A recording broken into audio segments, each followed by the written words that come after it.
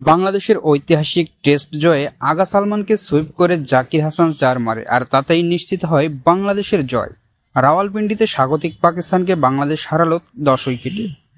টেস্টে বাংলাদেশের এটি প্রথম ১০ উইকেটে জয়। এর আগে পাকিস্তানের বিপক্ষে ১৩ টেস্ট খেলে বাংলাদেশের প্রাপ্তি ছিল ২০১৫ সালে খুলনা টেস্ট ড্র। ১৪তম টেস্টে এসে বাংলাদেশ পেল ঐতিহাসিক জয়। পাকিস্তান নবম প্রতিপক্ষ, যাদের টেস্টে হারালো বাংলাদেশ। বাকি থাকলো শুধু ভারত ও দক্ষিণ আফ্রিকা।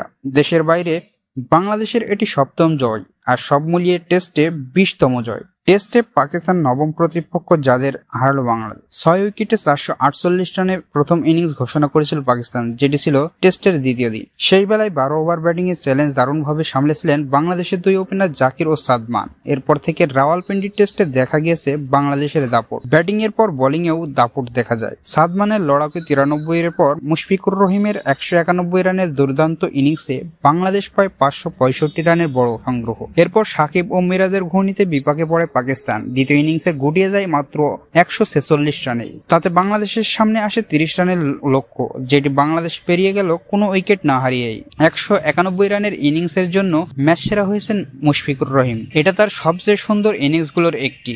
এ জয়ের জন্য সব খেলোয়াড়কেই কৃতিত্ব দিয়েছেন মুশফিকুর রহিম, বিশেষ করে এই সিরিজের জন্য তারা যেভাবে প্রস্তুতি নিয়েছে তার জন্য। ম্যাচ সেরার প্রাইজ মানি বর্ণাঢ্যদের সহায়তায় দান করে দেবেন বলেও জানিয়েছেন বাংলাদেশের অভিজ্ঞ এই ব্যাটসম্যান।